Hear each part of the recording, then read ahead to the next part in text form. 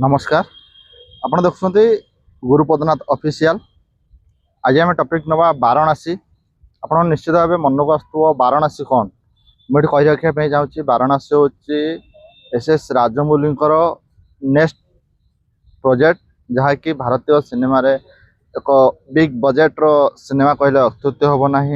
आगामी दिन में आसूची जदि आम कहीपर यार अप्रोक्सीमेटली 2027 रिलीज होगापी जाऊँगी एस राजमौली वाराणसी मूवी। प्रत्येक दिन यह नहीं नुआ नुआ अपडेट आसूची।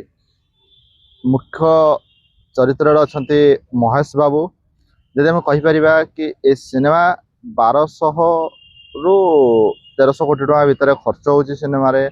बिग बजेट रो सिनेमा कहले अत्युक्त हो ना। एबे नुआ अपडेट आसी जहाँकि मुझे जनवाई चाहूँगी। रिपोर्ट अनुसार ए सिनेमा 50 टी भाषा डबिंग होगापी जाऊँगी। जदि आम कहीपर यह भारतीय सिनेमा एक माइल स्टोन हम 50 टी लैंग्वेज रे डबिंग होगापी जाऊँगी। से जो रिपोर्ट अनुसार कहुई कि सिनेमा रे कौन एआई यूज हम ना। सब गुरुत्वपूर्ण कथा हूँ आजिका दिन में एआई जो भाई भाव यूज हो किंतु एथरू निवृत्त रही। से कहते जितेबाला भी जो चरित्र को लोक मैंने देखुं निज भितर लोक मैंने केमी देखिपारे बेसिकली गुरुत्व दिया प्रोजेक्ट रे। से एआई रु से दूरे रही। बेसिकली किसी कलाकार अच्छा जो मैंने डबिंग देवे से बर्तमान ऑडिशन कार्य जारी रही। आगामी दिन में यह स्पष्ट जना पड़ो केते कलाकार स्वर निजर कंठस्वर देवाई जाऊँच।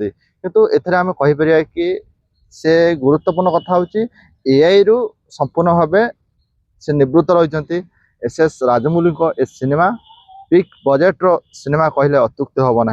आगामी दिन में जदि आम कह भारतीय सिनेमा एक माइल खुंट तैयारी सिनेमा निश्चित भाव जदि आम कहीपर राजमौली विगत दिन में बहुत बड़ बड़ प्रोजेक्ट अच्छी। जमी आम गोटे उदाहरण नहीं पारे बाहुबली। बाहुबली एक बिग कैनवास रे निर्माण होता भारतीय सिनेमा रे।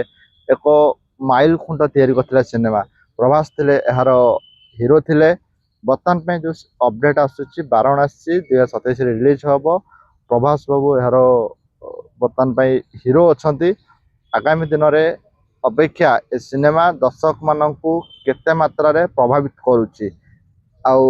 एस राजमौली क्यों नुआ रेकर्ड तैयारी करते कहीं जिते सिनेमा किसी करती नुआ नुआ रेकर्ड स्थापन करते सेटा हूँ सबुठ गुरुत्वपूर्ण कथा। से जेबे भी सिनेमा किसी आणती ताहा एक नुआ इतिहास सृष्टि करे। एबे बाकी रहा देखिया समय कह एस राजमौली जो सिनेमा आसूची वाराणसी ताहा क्यों रेकर्ड स्थापन करिवो। नमस्कार।